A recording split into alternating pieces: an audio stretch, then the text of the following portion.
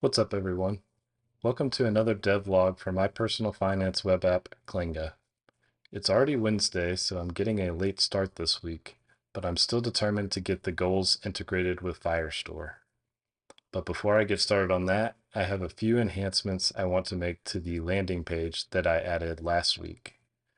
It will be a stretch to get all of this done, so I'll need some caffeine. Tonight, I made some enhancements to the landing page that I think you guys will enjoy. The changes I made were mostly focused on responsiveness to screen size, but I also made an addition to the page.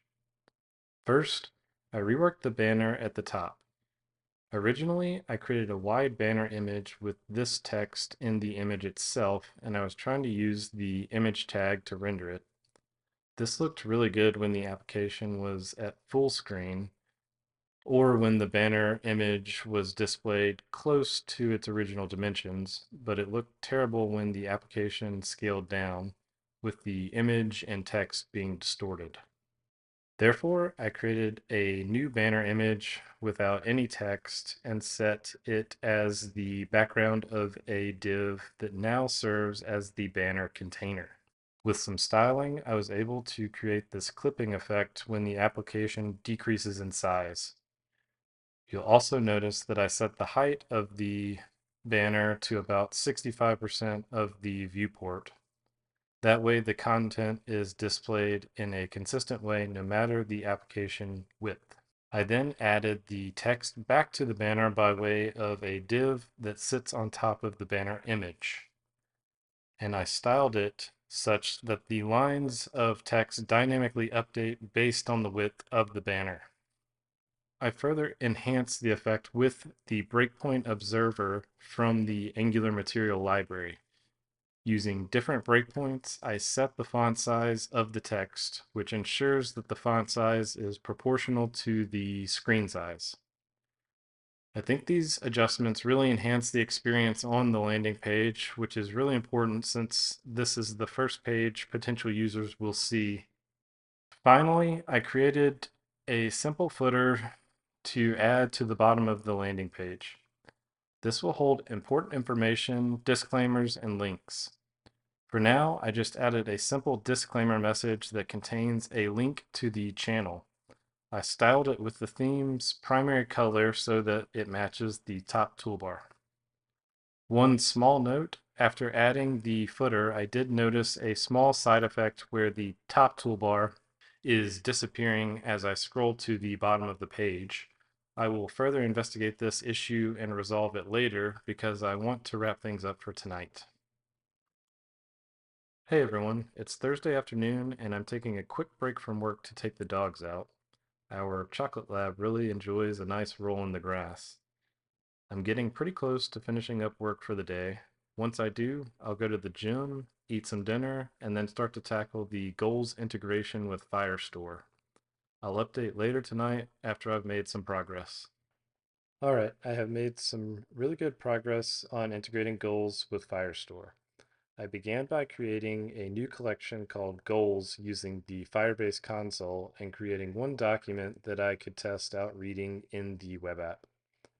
This is the preliminary structure of the goals document that may or may not need to be updated in the future, but should work well for now.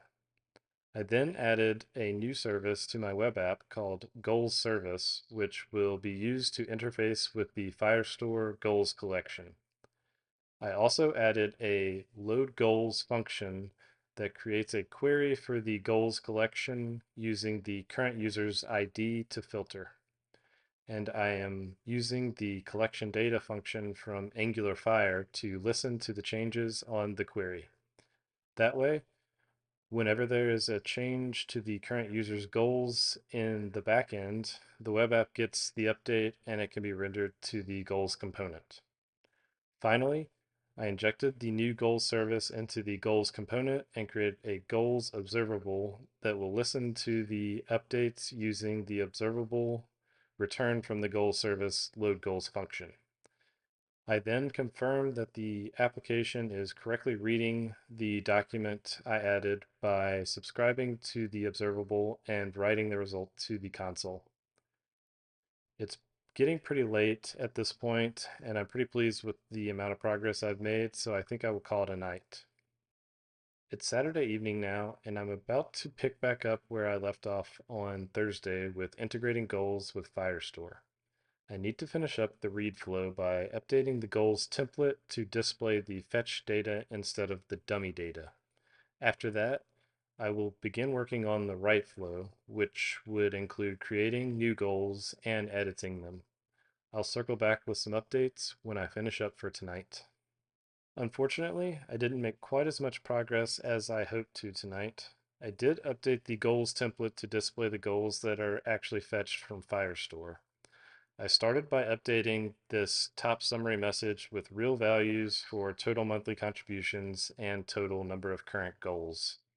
I then updated the current goals and completed goals sections to display the goals that are actually fetched, with current goals being the ones where the total contributions is less than the goal total.